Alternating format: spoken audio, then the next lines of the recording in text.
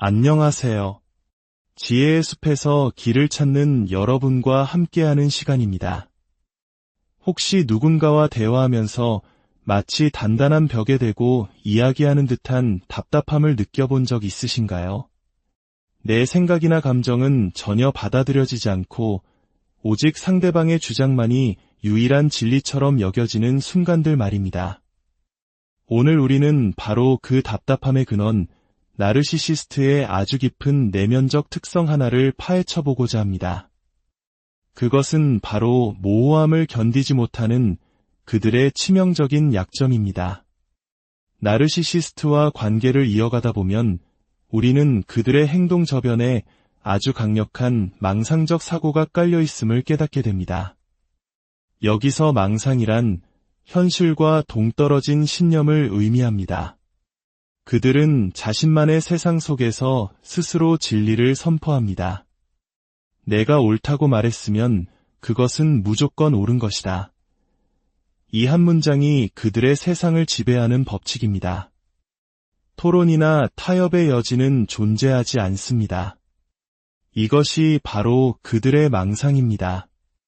그들의 신념은 현실에 기반을 두고 있지 않을 때가 많으며 다른 사람의 조언이나 의견을 통해 자신의 관점을 보완하려는 시도 자체를 하지 않습니다. 왜냐하면 그들은 절대주의적 사고에 갇혀 있기 때문입니다. 그들의 머릿속에는 이미 모든 것에 대한 정답이 정해져 있습니다. 당신이 무엇을 믿어야 하는지, 당신의 우선순위는 무엇이어야 하는지, 주어진 일을 어떻게 처리해야 하는지, 특정 사건을 어떻게 해석해야 하는지, 그리고 가장 중요하게는 자신에게 어떻게 반응하고 자신의 뜻을 어떻게 존중해야 하는지에 대한 절대적인 기준들이 빼곡히 들어차 있습니다. 삶의 모든 영역에 그들만의 확고한 규칙이 존재하는 것이죠. 그런데 바로 그 순간 당신이 등장합니다. 그리고 이렇게 말하죠. 저는 당신과 생각이 좀 다른데요. 또는 제게는 다른 관점이 있어요. 꼭 누가 옳고 그르냐의 문제가 아닙니다. 그저 사람으로서 당연히 가질 수 있는 생각의 차이, 가치관의 차이, 혹은 아주 사소한 취향이나 습관의 차이일 뿐입니다. 하지만 나르시시스트에게 당신의 이 다름은 단순한 차이가 아닙니다. 바로 이 지점에서 그들이 절대 견디지 못하는 한 가지, 모호함이라는 문제가 수면 위로 떠오릅니다.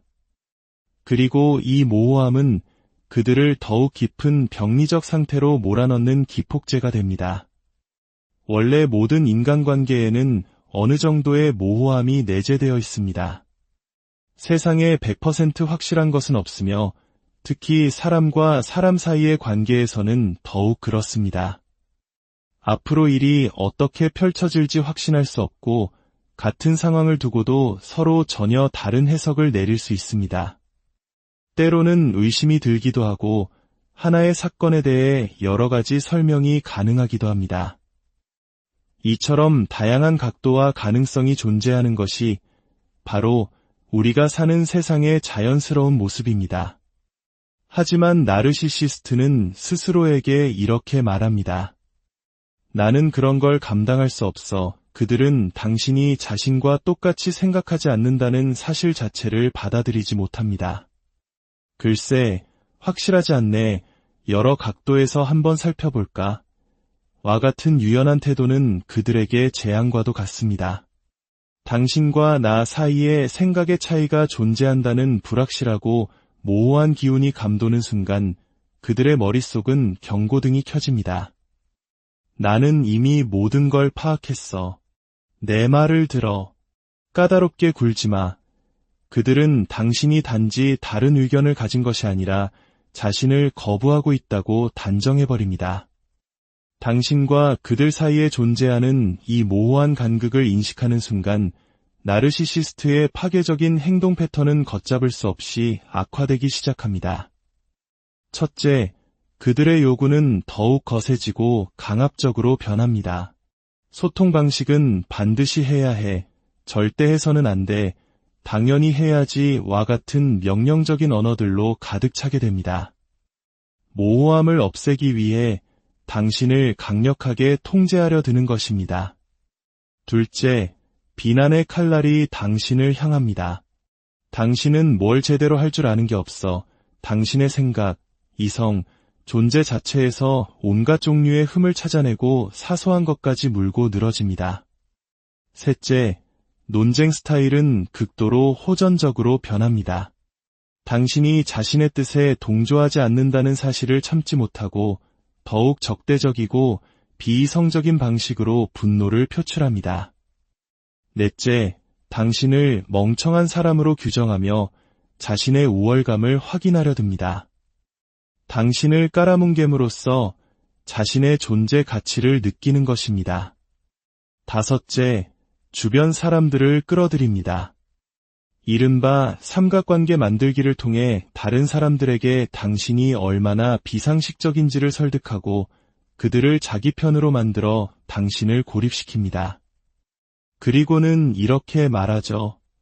봐, 다른 사람들도 전부 나처럼 생각하잖아. 도대체 너는 왜 그래?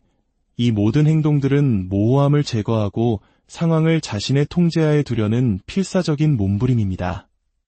당신이 마치 벽에 대고 말하는 것 같다고 느끼는 이유는 바로 그 때문입니다. 그들의 방어 기제는 철옹성처럼 높아지고 어떤 조언도 뚫고 들어갈 수 없는 두꺼운 벽이 세워집니다. 분노는 원한과 뒤끝으로 변질되고 당신을 향한 경멸을 노골적으로 드러내며 결국 당신을 벌주고 창피를 주고 비하하는 방법을 찾기 시작합니다. 결국 그들은 자신들의 틀에 당신이 딱 들어맞지 않는다는 이유로 당신을 경멸하고 원한을 품게 됩니다. 나아가 당신의 다름을 자신에 대한 겁으로 받아들이고 극심한 모욕감을 느낍니다. 당신은 그저 자기 자신에게 솔직해지려 했을 뿐인데도 말입니다. 당신은 나, 나는 나, 우리는 서로 다른 존재라는 지극히 상식적인 사실을 그들은 받아들이지 못합니다. 그들에게 당신의 죄는 감히 그들과 다르게 생각했다는 것, 그들이 만들어 놓은 틀 안에 갇히기를 거부했다는 것뿐입니다. 그렇다면 건강한 사람들은 이 모호함을 어떻게 다룰까요? 물론 건강한 방식이 존재합니다. 첫째, 건강한 사람들은 다양성이 세상의 기본 원리임을 받아들입니다. 인간을 포함한 자연 속 그 어떤 것도 100% 똑같지 않습니다. 따라서 누군가 나와 다른 생각을 가지고 있다는 것은 지극히 당연하고 자연스러운 일입니다. 둘째, 다름을 성장의 기회로 삼습니다. 우리가 생각이 다르다는 걸 알았으니 서로를 더 깊이 이해함으로써 나는 어떻게 성장할 수 있을까? 와 같은 질문을 던집니다. 셋째, 호기심을 가집니다. 당신이 보는 것 중에 내가 보지 못하는 것은 무엇인가요? 당신의 어떤 경험이 지금과 같은 생각을 하게 만들었나요? 이렇게 서로의 배경을 이해하려는 노력은 관계를 더욱 풍요롭게 만듭니다. 넷째, 타협점을 찾거나 혹은 서로의 자유를 존중하며 공존하는 법을 배웁니다. 굳이 하나로 합치지 않더라도 각자의 모습 그대로 살아갈 수 있다는 자유와 수용의 정신을 실천합니다. 하지만 나르시시스트는 절대 이렇게 할 수 없습니다. 그들의 마음속 깊은 곳에 자리한 과도한 자기중심성, 특권의식, 거짓된 우월감, 그리고 지배욕이 당신의 다름을 존중하는 것을 원천적으로 차단하기 때문입니다. 그들의 사고방식은 오직 하나입니다. 내가 통제해야만 해. 내 방식이 우월해야만 해. 너와 내가 다를 때 창피를 당해야 하는 쪽은 너여야만 해. 우리는 이미 나르시시즘이라는 힘든 문제와 씨름하고 있습니다. 여기에 모호함이라는 변수가 더해지면 그들은 더욱 깊은 병리적 상태로 빠져들게 됩니다. 그들은 너무나 불안하고 미성숙하기에 우리 삶에 자연스럽게 존재하는 모호함을 위한 공간을 허락하지 못합니다. 오늘 이 이야기가 당신의 마음에 작은 울림을 주었다면 구독과 좋아요를 통해 이 지혜를 더 널리 퍼뜨리는 데 동참해주세요. 당신의 작은 행동 하나가 지금 이 순간에도 관계 속에서 고통받는 누군가에게는 큰 위로와 용기가 될 수 있습니다. 이 채널을 통해 귀한 지혜를 나누는 모든 분들의 삶에 평화와 안식이 가득하기를 기원합니다. 부디 기억하십시오. 당신과 내가 다르다는 것을 발견했을 때, 우리 관계에 아직 풀리지 않은 미스터리가 존재함을 깨달았을 때, 그것은 절망이 아니라 희망의 신호일 수 있습니다. 우리에게는 아직 배울 것이 남아있구나 라는 의미이니까요. 나르시시스트가 당신의 다름을 견디지 못하고 스스로의 혼돈 속으로 깊이 빠져들 때, 당신만은 그와 분리된 온전한 존재임을 잊지 마십시오.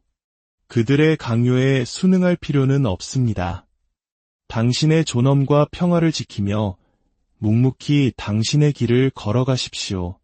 그들의 거센 저항에도 불구하고 당신은 궁극적으로 평화로운 사람이 될 수 있습니다. 지금까지 당신의 마음 성장을 돕는 지혜의 숲이었습니다.